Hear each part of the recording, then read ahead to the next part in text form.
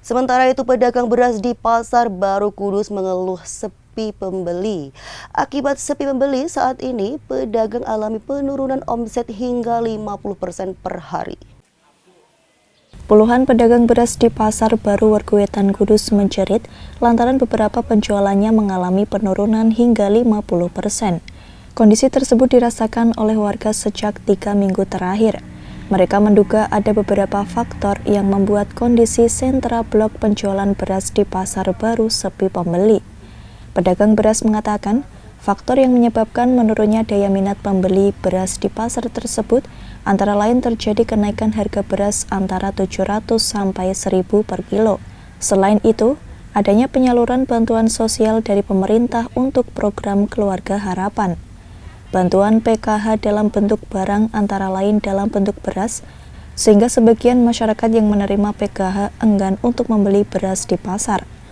Hal yang sama juga disampaikan oleh Mustafa, pedagang beras di Pasar Baru Werkwetan Kudus. Dirinya mengaku setiap sepi pembeli sering dirasakan saat ada pembagian BLT PKH. Namun di bulan ini merupakan kondisi yang terburuk lantaran dibarengi dengan kenaikan harga beras. Bulan akhir-akhir ini penjualan agak menurun karena pertama harga naik, ya, terus kedua itu pembagian PKH yang berupa beras, ya, itu dibagikan ke masyarakat, terus para masyarakat yang dapat PKH di rumah diam nggak mau belanja ke pasar, akhirnya pasar jadi sepi. Nah, itu terus yang sepi lagi itu barang naik karena ada BBM naik, terus distribusi dari petani ke pasar itu agak menurun. Kalau penyebab kenaikan beras itu apa, Mas? Ya karena itu distribusi dari petani-petani kan mungkin ada yang gagal, mungkin ada yang produknya untuk menanam itu menaik, jadi dia jualannya sepi, Mas, karena harganya naik. Harganya naik Ya. Berapa itu, Pak? Ya ruwet 1.000. Kalau sekarang harganya berapa, Pak? Per kilo? 97. Itu hari beras super, Pak? Ya. Kalau yang terendah, Pak? Terendah 9.000. 9.000. Pak, sepinya itu sebabnya karena Ada turunan raskin.